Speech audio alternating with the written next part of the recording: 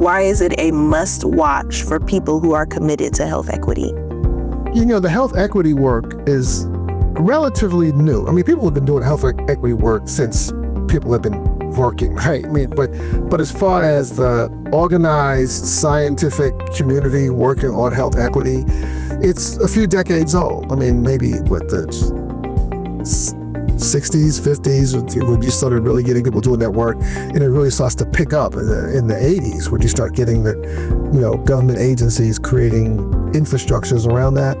So research is still relatively young, but all of that research is locked away behind paywalls in libraries, and people can't access it. And so I think getting that information out into a format that can be digested by the general public.